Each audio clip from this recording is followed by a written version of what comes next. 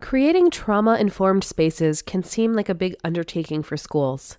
For some, it can feel heavy and challenging because a part of doing this well involves a lot of reflection from the adults in schools. Well, enter Ayesis Clay, who explains that your story is a way to own your own healing by stepping outside of your experiences and looking at them objectively. She drives home the idea that the most generous thing we can do for our students is take care of ourselves. And Isis reminds us that while personal reflection and healing is essential, even life-saving, it can also be creative and fun. Get ready for this excellent conversation with Isis. And if you're ready to be your best self, grab your spot in Thrive. This 5-week course will give you the tools to shift your paradigm of success and create the pathway to live your best life, which is how we show up as our best selves both in and out of the classroom. It's time to decide that you want to do more than just survive and get through the day. It's time to thrive. Registration is now open, so sign up at empowereducator.com/thrive. Remember all the passion and vision you had when you first went into teaching? Feeling like building young minds and creating community through your work would make a lasting impact on this world? Well, those days may feel like they're behind you now because you're exhausted, stressed, and overwhelmed and frustrated, but I'm here to tell you it doesn't have to be like this. In fact, the love of teaching never really went away, but it absolutely needs transformation. Welcome to the Take Notes podcast. I'm Jen Rafferty, former music teacher, mom of 2, and certified emotional intelligence practitioner, and I'm here to light the way for you. In order to create a generational change for our kids, we need to shift the paradigm away from the perpetual stress and overwhelm and into a life of joy and fulfillment. This is Education 2.0, where you become the priority, shift how you live your life, and how you show up both at work and at home. So take a sip of steamy morning coffee and grab your notebook. It's time to take notes. Hello, and welcome back to Take Notes. I am so excited to introduce the next guest today. She and I met a little while ago, actually, through all of the social medias. And I was a huge fan of her work, and we had the pleasure of just chatting and getting to know each other. And when I started season 2, I couldn't wait to have her on and have a conversation that all of you can benefit from too. So Ayesis Clay is here, and she is a distinguished teacher, a multidisciplinary theater artist, and an educational consultant. She is a featured speaker and facilitator for the National Education Theater Association and for Smart Technologies Teacher Summer Reboot Conference. She's developed a curricula for the Maryland Department of Juvenile Services, Prince George's County Public Schools, as well as several educational theater companies across the nation. Combining her extensive background in theater and education, Isis founded Sculpted Clay Productions, LLC, where she uses keynotes, arts-infused residencies, and professional development workshops to help schools create trauma-sensitive spaces that are focused on social emotional wellness and creativity for both teachers and students. Hello. Hi. I am so excited that you're here. Thank you so much for joining me. Oh, thank you for having me, Jen. I'm excited to sit down and talk to you as well. It's been a second. It has. But I have my eye on you. I see what's up. Same. You are busy, and I'm just loving everything that I'm seeing and that you're putting out in the world, because for me also, as a musician, as growing up as a theater kid, it's so cool to see the social emotional work being married to arts, especially when too often arts is kind of pushed aside as a nice to have, where when you come about it, it is a necessity. Necessity. Yes. Must have. Yes. It's more than just social emotional learning, and it's more than just arts. It is together always. And that's really how we elevate our understanding of both and our own human creativity. You got it, Jen. That is it. In a tiny nutshell, actually, that is it. Absolutely. My work always focuses on the arts. It infuses the arts in everything that I do, whether it's a professional development for teachers, whether it's a residency for students, whether it's a workshop online, it always has an element of the arts, an element of creativity in it. And just like you said, so many people look at the arts as just art or just that thing. And it can be. But when we're talking about arts in school, we're talking about so much more, so much more. And all of these things, all this social and emotional learning is infused inherently in the arts. And I think it's just now that some people are coming around and understanding the importance of it and how it does integrate so seamlessly in the things that we are trying to shore up in our students and in ourselves. So, yeah. And making it explicit, because I think oftentimes, and I know I can talk to this as a former music teacher in the public schools, as soon as the social emotional learning thing comes around, we're like, oh, yeah, we do that already. Well, we do it already. But no. Right. Yes. And there is so much more that is possible. And a lot of that comes from going within yourself as a teacher. That's a huge part of your work. So I would love for you to, because we can go on off right there and just continue. Yeah. Your story is so beautiful. And I would love for you to share with our listeners how you got to where you are and how sculpted clay came to be, because that is fascinating to me. Yeah. So I was the theater major in college and had every bit of an understanding that that's what I was going to be. I was going to be an actress, and that's it. However, I started a family and moved to the Washington, D.C. area, and I needed a job that supported my family in a way that I was a new actress, so it wasn't really supporting it in a way that I needed. And so I started teaching with the Maryland Department of Juvenile Services. It was the Maryland Department of Juvenile Justice is what it was called back then. And I went in kicking and screaming. I did not want to teach because I saw it as a trap, honestly, at the time. And it took, I know, maybe a week, maybe two before I fell in love, before I just fell in love with teaching, but more importantly, with connecting with young people. I was at the Maryland Department of Juvenile Services for about 2.5 years. And as you can imagine, that is an organization where the young people are dealing with heavy amounts of trauma, heavy, some of the worst times of their lives, of their young lives. And I wasn't given supports to deal with that. I was a theater teacher. I was very empathetic. I had a magic power for connecting with young people, but I did not have the tools to make sure that I was well enough to continue helping those young people. And so I left there, unfortunately, and then I went to public school. And I was thinking, yay, no more rough home lives, no more of the things that I had to deal with and the things that I had to mentor young people through in the Department of Juvenile Justice. Well, if you've ever taught in public school, you know how ridiculous that sounds, because whether you are teaching in an urban environment, whether you are teaching in a rural environment, students deal with trauma. Families deal with trauma. And so I brought all of that baggage and unresolved and unhealed things that I had dealt with the state of Maryland and brought it into the public school and stayed there for many, many years. I left in year 15. And unfortunately, during that time, I lost a couple of students. They passed away. And along with being that teacher, that strong teacher that the students come to get mentorship from, that colleagues come to, I was dealing with grief. And I did not know how to fix that. I did not know what to do with that. When a student passes away or there's a loss in the school system, whether it's a teacher or anyone in the school system, there's always that canned response that comes over the intercom, right? That there'll be grief counselors here, should you need them, should any student or staff needs them. And students are given the latitude and the time. If someone's in your class and they're having a hard time, then you can send them out and they can go see someone. Teachers do not have that ability. And so a lot of times we push it down. We push all of that down and just keep on moving, keep on moving. And I couldn't do that anymore. I had done it to the point of breaking. And so I ended up leaving. Although I loved teaching theater. I loved what I call my unicorns. Those are my students.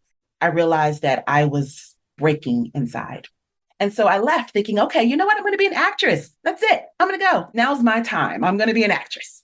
And one of my very good friends had a theater company at the time. And we had lunch and she was like, okay, so what's next? What are you going to do?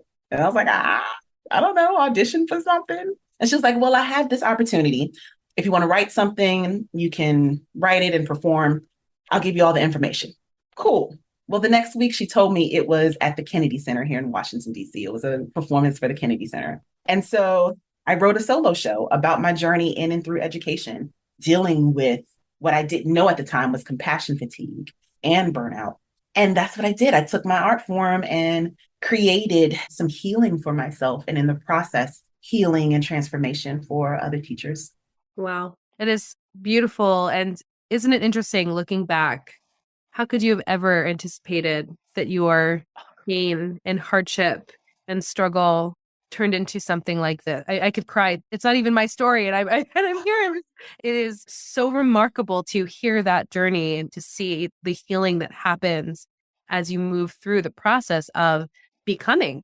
Yeah, it hits me hard. The solo show is now a part of a professional development that I have been absolutely blessed to tour around the country to many different schools and school systems.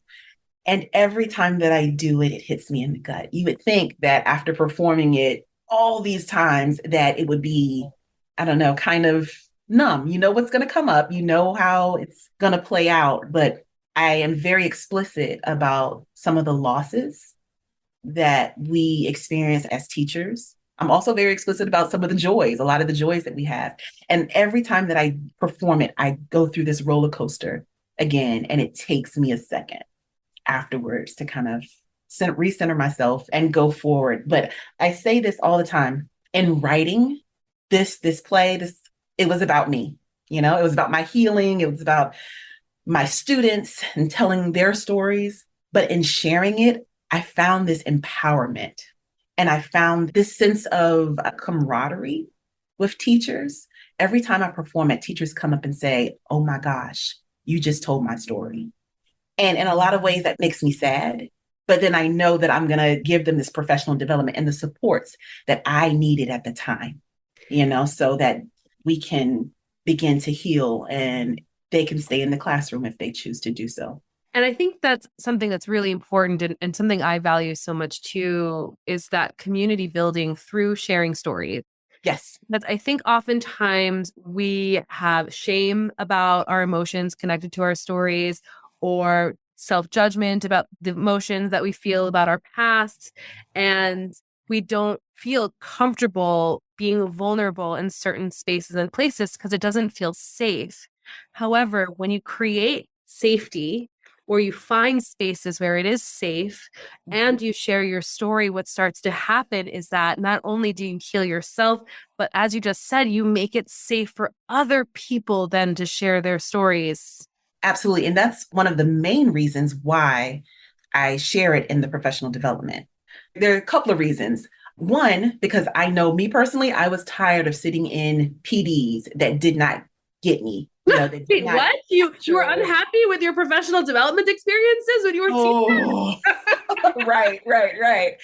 And I wanted something that would capture them immediately, but also something that, like you said that word safety, that would allow them to begin looking at their journeys and not numbers, you know, not in data, but literally, how has this journey or how has my journey in education changed me? And how has it changed the young people and the adults that I come across daily? What has my journey done? I know this teaching in this pandemic has created, well, you know what? It's not just the pandemic's fault. Let me be very clear about that. Education was breaking and tearing at the seams even before the pandemic. And a lot of times guilt is kind of thrown on teachers and like used as a battering ram, as a carrot even to keep going. I know me personally, for many years, I've said, I can't leave. If I leave, then what about the kids? What about the students? Who will make sure they're okay? And so by strapping them on my back, it made me feel like I need to push all this away. I need to push my story down. I need to not focus on that. I need to focus on the ones and the twos, the data. That's it. Get students where they need to be without focusing on me. And we see what happened. I ended up having to leave because of all the other things. So by sharing this story and empowering others to tell their stories, we get to a point where we don't just see the negatives, we don't just see the frayed edges of education, which are so easy to see. Well, let's not say frayed edges, the cracks, huge gaping holes. That was really polite. I said, right. Little frayed. Yeah, they're cracks. They're huge, huge cracks. Yes. They're craters in education right now.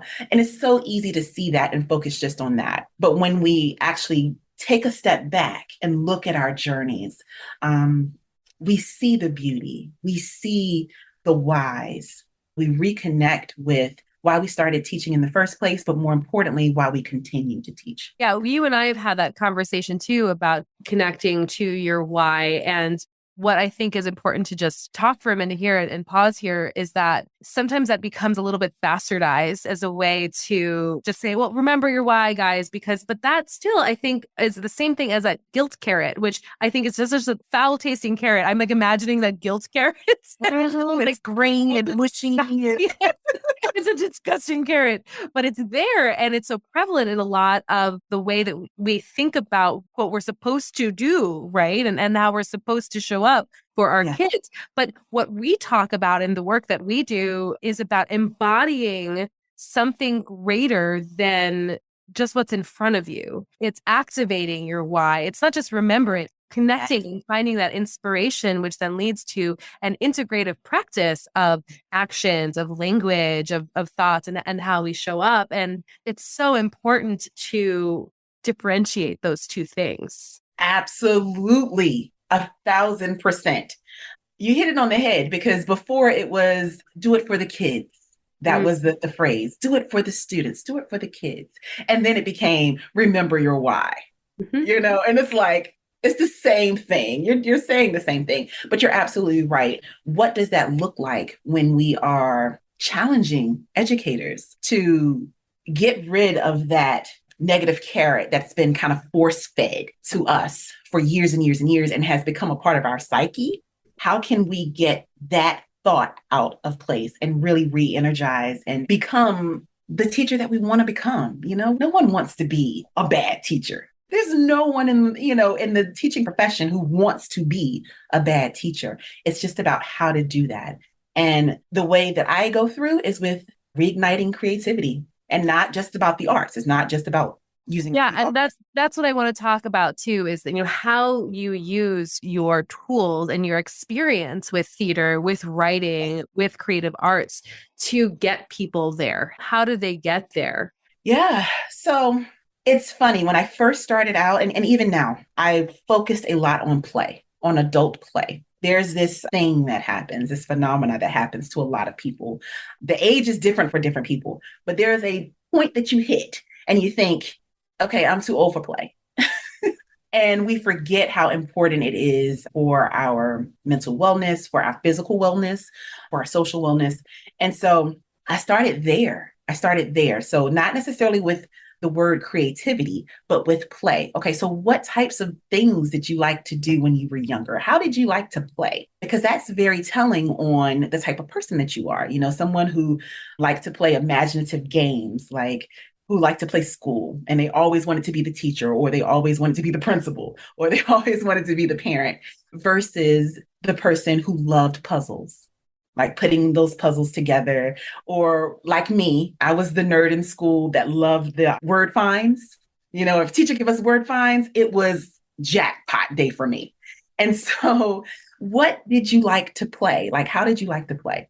And how can we start integrating little by little that back into your life? Yeah. And also just pause there for a second too, because play is so important and we don't talk about it enough. We don't put value on it after kindergarten and like play centers. We are serious, and it is work and pressure. And so even exploring this thought for people can be uncomfortable. And I'm wondering, someone listening to this right now and is thinking to themselves, That sounds like a really good idea, but I'm not totally sure how I would even start to get there. What would you tell them? Like, where could they start, even just giving themselves permission to do this little piece? And that's the thing. That is it. Giving themselves permission. So a lot of times we have these mindsets around our time, right? That we don't have time for it. That's lovely, but I don't have time for play. When am I going to do that? And that's a misconception because it's what you choose. Your time is what you choose. And I always start with my clients and my teachers with 10 minutes. Or if you can't, if 10 minutes seems like daunting, 5 minutes. What can you do in 5 minutes? What can you do if you are a physical player? If you like to do things, what can you do on your walk into the school building or you walk out of the school building? Kick a rock. Or what about if there's a sidewalk or even close to your car that you did a hopscotch board? Now, if you did a hopscotch board, how many people can really walk past a hopscotch board? So 9 times out of 10, you're going to have some of your students use it too, which is helpful for them as well. But just in that mindset of putting little itty bitty things in your day, tiny little things, choosing you for 5 minutes. What can you do to choose you for 5 minutes? And when we say 5 minutes, that makes it seem like nothing at all. But 5 minutes starts to add up. And honestly, 5 minutes starts to get a little longer, but when you invest yourself in the time, you realize that, oh, it's been 10 minutes. Great. I played for 10 minutes today. So it starts with that, like you said, giving yourself permission on time and realizing that you can choose 5 minutes. You can choose 10 minutes. You can choose an hour out of your day. But I know an hour can sound daunting, so we start small. Yeah, that's totally doable. And again, like you said, share it because your kids are people too. Yes. And they've probably gotten to play also if they're older than 5 years old. So to not just model it, but encourage everybody. Exactly. And then one of the things that does when our students and our children, if your parent sees us playing, they see us even more authentically. A lot of times we have on our teacher mask or our parent mask or adult mask. Adults don't do that. But when we allow ourselves to just be and give ourselves over to play and we bring them into the world with it, the authenticity creates a connection that all teachers really are looking for with our students, because we know students learn better when they're connected and they feel a sense of community with their teacher in their classes. Absolutely. And you're totally regulated because you're happy. You've just been playing for a little while. So what's next then? How do you then make the transition from play to creativity for the purposes of mental well-being? Yeah. So one of the way that I go into this, my path into mental wellness for educators is through storytelling. I encourage them to explore whatever creativity, whatever creative means that feels authentic to them. And in my program that I offer teachers, we also do a little bit of visual art. We incorporate music. We don't play the music, but creating playlists that speak to our soul. That's something really easy that you can do while you're working. But finding ways to put whatever art form inspires you. But like I said, my way in is through storytelling. Like I was saying earlier, looking at your story, looking at your journey with your students, and using that as a mental wellness tool, using that as a way to snap out of, sometimes we can get very negative. Again, like I said before, it's so easy. It's easy to fall down that well, but that's not helpful. And so I walk teachers through the journey of writing their own memoirs, mini memoirs, and we look at it through poetry. We look at it through the narrative form, just like a memoir. We look at it through performance art, of course, because I'm a theater geek. And so we look at writing monologues and scenes and playing those out and using that as a means of, stepping outside of my experiences and looking at it. I coach my teachers all the time that it's a difference telling your story from inside of it versus on top of it. And when we tell our story from inside of it, that's that negativity because we can't see the whole of it. We just see this wall of negativity that's coming towards us. But when we're able to get on top of it, and the way we do that is by giving ourselves permission to play, by giving ourselves permission to spend time for ourselves, 5, 10, 20 minutes. Mindfulness is a big thing in what I teach, so as well. Yes. Sign me up. Yes. Yes to all of that. Yes. Because a lot of the work that I am doing for myself personally is a lot of that introspective work, coming out and being objective and being this non-judgmental observer kind of outside yourself, because that's where you get the perspective. But then to, on top of that, have that creativity and that art and that writing just adds a whole nother layer of richness and understanding and healing that I imagine is extremely powerful for everybody who takes your classes. It does. There's also something, a barrier that comes up with a lot of people, and that's this perfectionism. And so the art that we do is meant to be messy. And a lot of people have trouble with that in the first week or two that they work with me. They're like, okay, so what is this supposed to look like in the end? I don't know. Neither do you. That's not your business.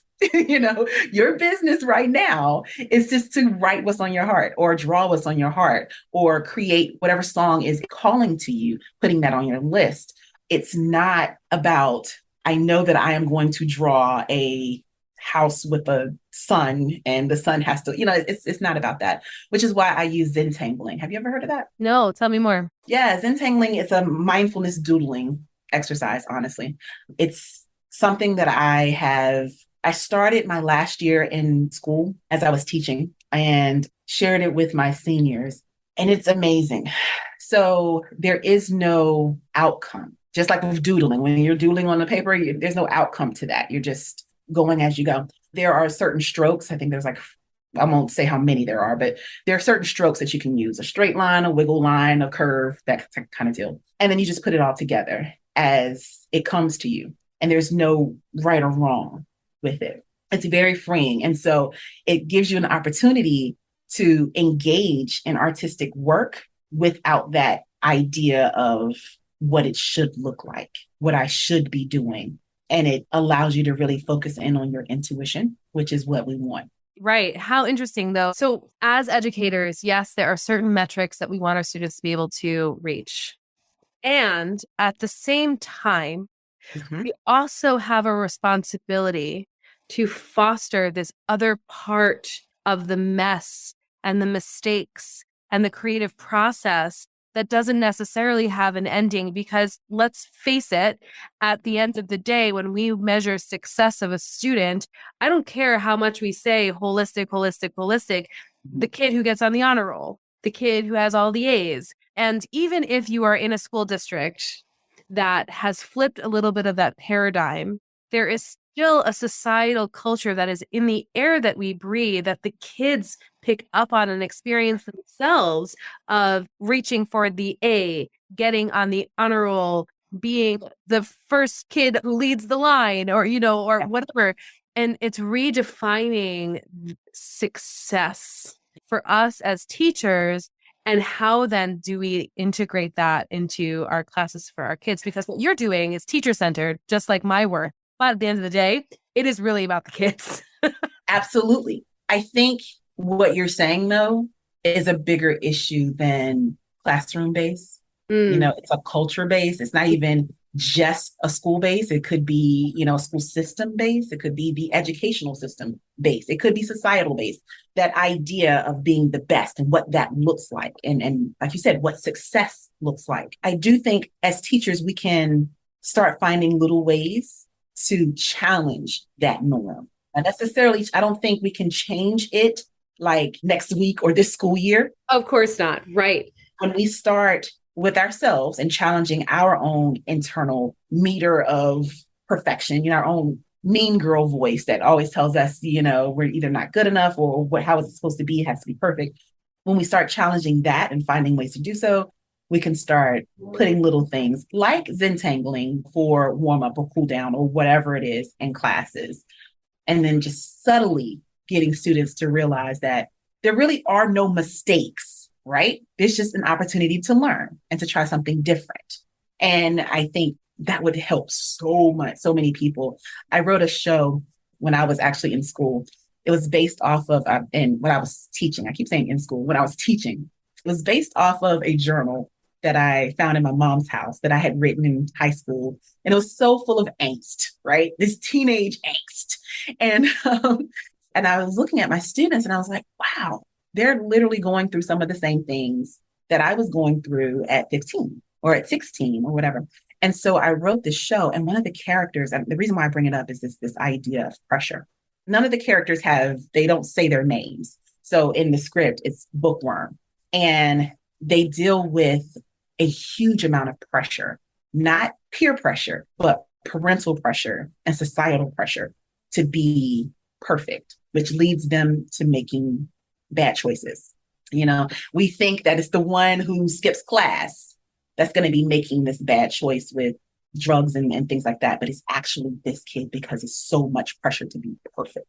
So we have to look at that and how we are approaching that as teachers and how we are either encouraging that or, like I was saying before, disrupt it little by little. Right. And you're 100% correct when you say it starts with yourself. It's so cliche when we say, be the change, but that's the only thing that you have the ability to change is yourself. Yes. And it has to start there. And just kind of circling back to what we were talking about earlier is when you start to shift and change and share, it paves the way for other people to shift and change and share. And I'm sure that's what you've been observing in the schools that you've been working with. Yeah, absolutely. So powerful. Oh my gosh. I just continue to want to learn more and just absorb all of the things that you're putting out into this world because it's just such beautiful growing and healing. And we need to do both in order to continue to stay on the path of where we want to go. There has to be both. And it doesn't have to be so serious all the time. It can be playful and joyful and exciting and beautiful. I would even say it has to be. Not that, it has to be. If we're not finding the joy in educating children, that joy that we all had at one point, if we're not actively searching for that, then what are we doing? Yes. We're making kids hate school. We're hating school. There is a joy there, and we just have to find what that spark is, and we have to get back to that. It's a must. Yes, it is not nice to have. It is a must have. Yeah. So before we go, I need to ask, big question here. What is your dream for the future of education? My dream for the future of education would have to be that we find a way for teachers to feel supported and able to turn that magic on. I think teachers are magical beings. I really do. And it sounds so weird. And every time I say that, I get a look from people. But teachers are magical beings. Being able to take what you know and impart it in many different ways to all these different students and then have your influence on their life reverberate. Is that a word? I think that's a word. Yeah. Through time. That's magic. It's starting to get brown around the edges and get dull. And my hope for education is that we're able to reignite that magic and reignite that joy, and not just ourselves, but our students. Yes. More of that, please. So how can people get in touch with you? What's a way for them to reach out, know more about your work, and potentially even work with you and find out more about how they can do that? Yeah, absolutely. The easiest way is to follow me on social media. And you can follow me on Facebook or Instagram, and it's at Sculpted Clay, all together, at Sculpted Clay. Or if you're like, you know what, I don't do social media, you can always send me an email, and it's at Ayesis, Ayesis, at sculptedclayproductions.com. Awesome. And of course, all of that will be in the show notes. So you'll have all of that really easily at your disposal. Click away, find out more about Ayesis and the gorgeous work that she is doing. Thank you so much for your time today. Thank you, Jen. Thank you. And thank you for the work that you are doing with educators and the positivity and the joy that you are putting out into the world. Thank you. I received that. Thank you very much. And I am just honored that we got a chance to know each other and that I get to hang out with you occasionally because I just love learning from you and knowing you more. So for those of you listening, thank you so much for tuning in today. If you liked today's episode, don't forget to write a 5-star review, and we will talk with you next time on Take Notes. Incredible, right? Together, we can revolutionize the face of education. It's all possible, and it's all here for you right now. Let's keep the conversation going at Empowered Educator Faculty Room on Facebook.